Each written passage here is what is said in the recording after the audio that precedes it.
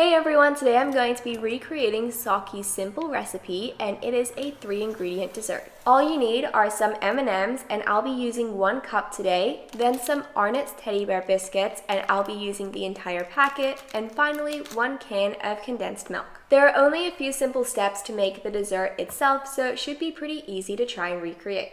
And here's everything I'll be using in order to make the dessert. So first off, you need some sort of blender, but I only have a NutriBullet, so that's what I'll be using today, and I'll gradually be adding more and more biscuits until all of them are completely blended.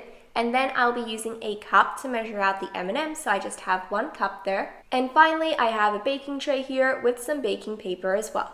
And just before I start baking, I'm going to preheat the oven to 160 degrees Celsius. And the next step is to measure out the M&Ms by pouring them into the cup.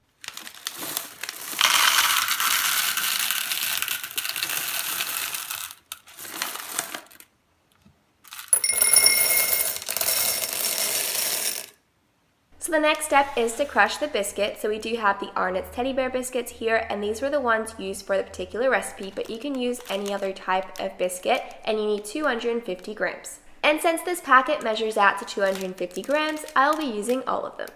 And since the NutriBullet is quite small, I'm only going to be blending a few biscuits at a time. So I'm just adding a few in, and then once those are blended, I can add some more.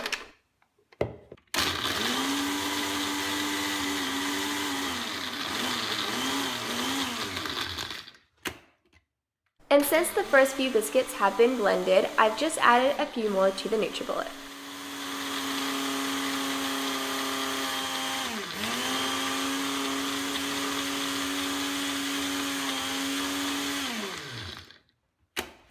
The NutriBullet definitely blended the biscuits quite easily. Just make sure you add them in different stages and you don't add too many at once. So everything has been all blended together now, so now it's time to add it to the mixing bowl. So now that the biscuits have been added into the mixing bowl, the next step is to add in the condensed milk. And once the condensed milk has been added with the biscuits, the next step is to add in the M&Ms. And then we can mix all of the items together so we can add them into the baking tray.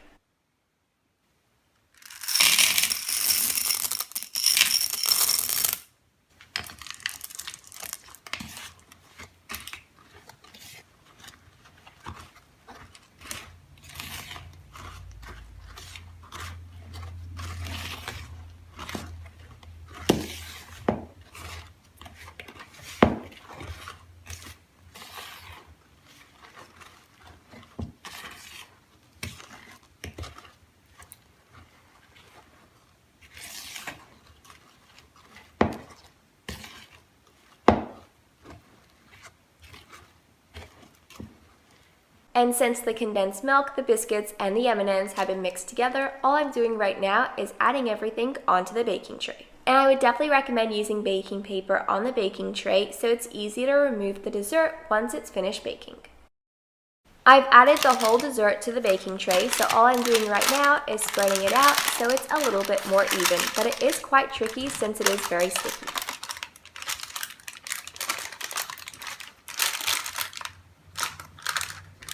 And here's what the dessert looks like, and it seems like there are a lot of M&Ms. So what we're going to do is we're going to move it out of the way so we can add it into the oven, and I'll be leaving it in the oven for around 20 minutes. And the dessert has been in the oven for around 10 minutes, so it has 10 minutes left until it's finished baking. It has been around 20 minutes, so I'm just going to remove the dessert from the oven, and it looks like it's all ready.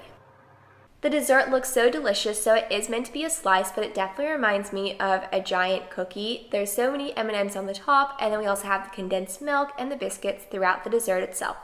Now it's time to try the dessert, so all I'm doing is slicing a small corner off so I can add it onto a plate.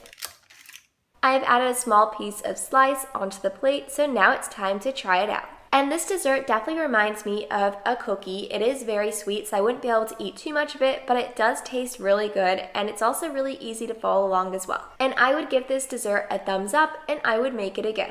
It was really great to try and recreate this 3-ingredient simple dessert recipe. Hey guys, today I'm going to be trying out a recipe Sockie tried, and it is meant to be an omelet. Be sure to let me know in the comment section down below what your favorite meal is to have for breakfast.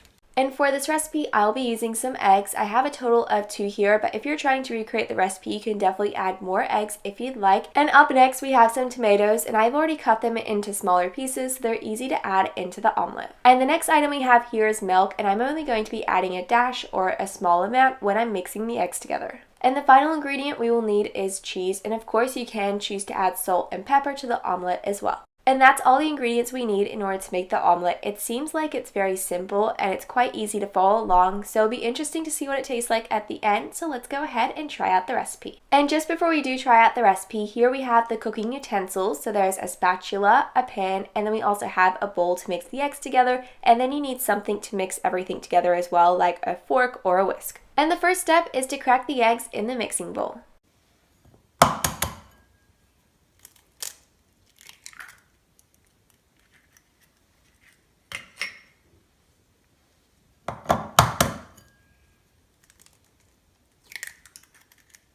And now all I need to do is add some milk to the bowl so the eggs can be mixed together.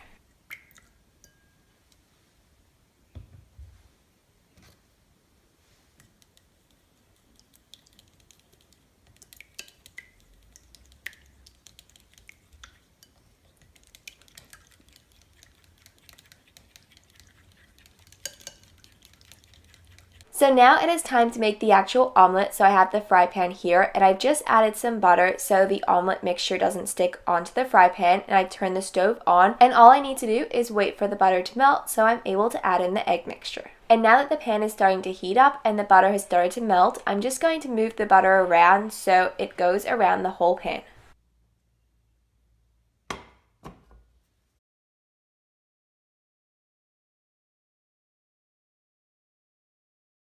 The butter is all melted, so I'm just going to add the egg mixture into the fry pan. And now all I'm doing right now is waiting for the egg mixture to cook and for it to start to turn into an omelet before I add in the tomatoes and the cheese as well.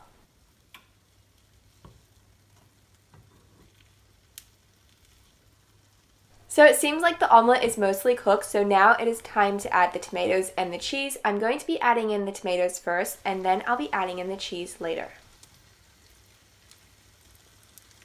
And if you're following this recipe, you can definitely add more ingredients if you like mushrooms or onions, anything like that, but I'm going to be following SOCKIE'S recipe, and she only used tomatoes and cheese, so that's all I'll be adding to this omelet. And now the next step is to fold the omelet in half so everything cooks together.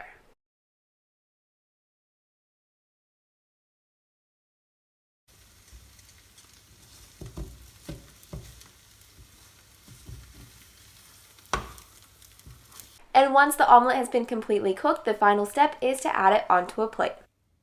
And here we have the omelet completely cooked through, and I'm so happy with how it turned out. It smells amazing. It was so simple and easy to follow, and you hardly needed any ingredients in order to make the omelet itself. It is now time for the taste test. I'll just be trying a little bit of the omelet. And what's so great about the recipe is that there's so many different combinations that you can try and add to the omelet, so it's a different meal each time. And this omelet tastes so good. I'm so happy with how it turned out. So the next time I try and make this recipe again, I'll definitely be adding more ingredients to it. So be sure to let me know in the comment section down below if you would try and recreate this recipe.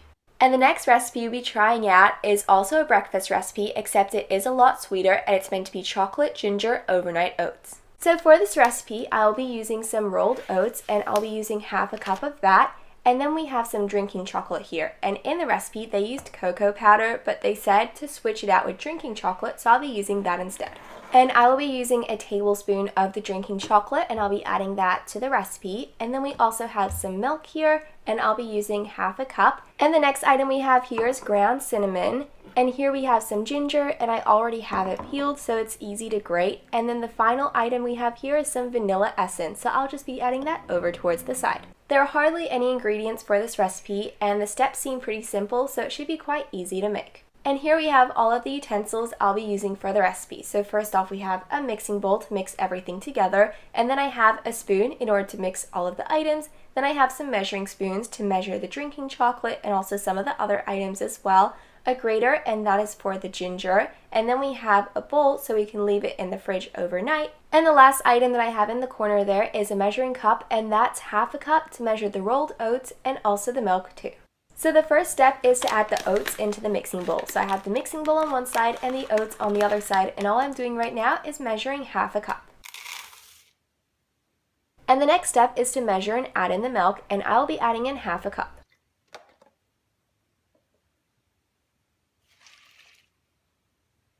And as for the cinnamon, there's no specific amount, so all I'm going to do is add a little bit on the top. I'm not going to add too much since it's such a strong flavor. The next step is to add in the ginger, and I'll be adding in 1/4 teaspoon. It is a very small amount, so I'll be grating it.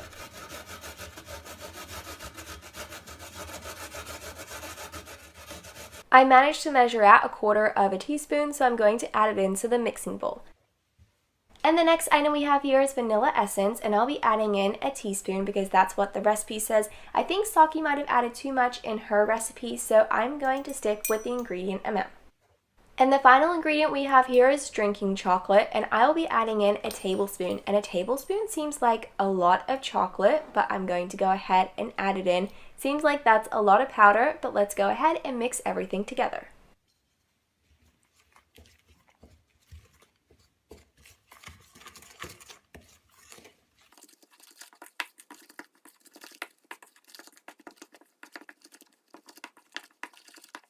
And I've just about finished mixing everything together, and it seems like it's quite watery and it looks very chocolatey as well. So what I'm going to do is I'm going to get the bowl so I can add all of the ingredients into the smaller bowl so I can leave it in the fridge overnight, as it's meant to be overnight oats. And I'm just going to flatten the top section of the oats so everything is a little bit more even and it fits into the bowl better too. And the next step is to add the bowl of oats to the fridge, and we'll be leaving it in there overnight, and we'll take a look to see what they look like tomorrow morning, and we'll also be trying it too. It is the next day, and I've just taken the oats out of the fridge. They've been there overnight, but you can see it's not as watery as what it was last night, so that looks quite promising, but now it's time to go ahead and try it to see what it tastes like. I'm only going to be getting a little bit of it just to try it to see what it tastes like. I won't be trying a lot of it at once, and it's definitely very chocolatey. I think I added way too much chocolate, even though the recipe itself did say 1 tablespoon. I think you probably only need half a tablespoon. The oats itself tastes like a lot of chocolate with a little bit of milk, a little bit of oats, and then also some ginger as well. You can't really taste the cinnamon or the vanilla. So if you were to try and recreate this recipe yourself, I definitely wouldn't recommend using the whole tablespoon. It's just a lot of chocolate and you can't really taste any of the other flavors. I would recommend maybe going for 3/4 or half a tablespoon. And if I had a choice between the omelet and the overnight oats, I would definitely choose the omelet, but it was really interesting trying out both recipes as they're both meant to be for breakfast. Hey everyone, today I'm going to be trying to recreate the recipe Sockie tried, and it is donuts. There are only a few ingredients needed for this recipe, and it seems like it's quite easy to follow along, so I can't wait to try it out to see how it tastes at the end. So I have all the ingredients already placed down, so I'll be using some plain all-purpose flour, and I'll be using 1 cup of that, and then we also have some milk, and we need 160 mils. As for the butter, we need 125 grams of unsalted butter, and I'll make sure it's melted before I add it into the recipe itself. And as for the baking powder, we only need a small amount, a tablespoon. And as for the sugar, it needs to be super fine caster sugar, and that's 75 grams. And finally, the last item we need is 1 egg. And here's everything I'll be using in order to make the recipe itself. So first off, Sockie did use a cupcake tray, so that's what I'll be using as well. But if you have something to shape them more as donuts, I would recommend using that instead. And then I have measuring spoons and measuring cups in order to measure everything out properly. And then I have a sift, so I'm able to sift the flour. And then I have a mixing bowl here, so I'm able to add all of the ingredients together. And finally, something to mix everything with, and I'll be using a wooden spoon. Before we start making the donuts, let's go ahead and preheat the oven. So I'll be preheating the oven to 180 degrees Celsius, and that's also known as 356 degrees Fahrenheit. And the next step is to spray the cupcake tray with cooking oil.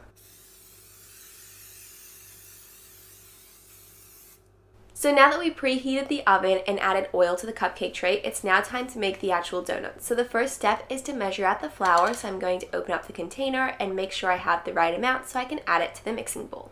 So I'm going to be using 1 cup of the plain flour, so I just need to make sure it is completely even so it measures right. And just before I add the flour straight into the mixing bowl, I'm going to be sifting it first, and this just makes it a lot easier to mix all of the ingredients together.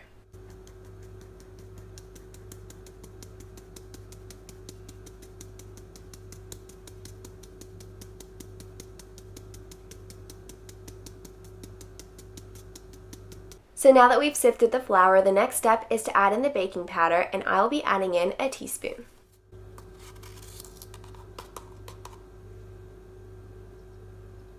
And the next ingredient we'll be adding in is sugar. I've just gone ahead and measured out the butter, and I'm going to be adding it to the microwave, so I've added it to a microwave safe bowl so it melts a bit so we can add it into the recipe itself. The butter has now been all melted, and you can see it looks so different from what it looked like before I added it to the microwave, so now I'm going to add it in with the rest of the ingredients. Now we're going to be adding in an egg to the recipe, and I'm going to try and crack it with one hand.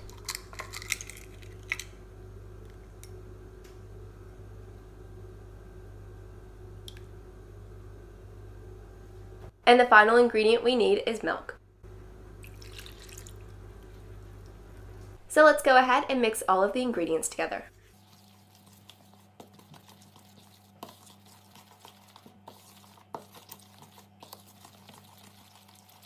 So here we have the cupcake tray, and we've already added the cooking oil spray on it so it doesn't stick, so you don't have to worry about that. But now what I'm going to do is I'm going to fill up each compartment. I won't be filling it up too much, maybe around halfway, so I'm able to make as many donuts as possible. So since we've added the mixture to the cupcake tray, I'm going to be adding it into the oven now, and I'll be leaving it in there for around 12 minutes or until they're golden brown. It has been around 12 minutes. They look so delicious, and I can't wait to try them too. So the next step is to cover the donuts with some cinnamon sugar. So I already had a container that was called cinnamon sugar, and it had both of them combined already, but if you don't have that, you can mix the cinnamon and sugar together and you can make it yourself. And what I'm doing right now is I'm making sure I'm covering the sides, the front, and the back so the donut is completely covered. And I'm just going to repeat the process until all the donuts are covered with the cinnamon sugar. So all I need to do is add cinnamon sugar to the final donut, and I'll be completely finished with the entire recipe.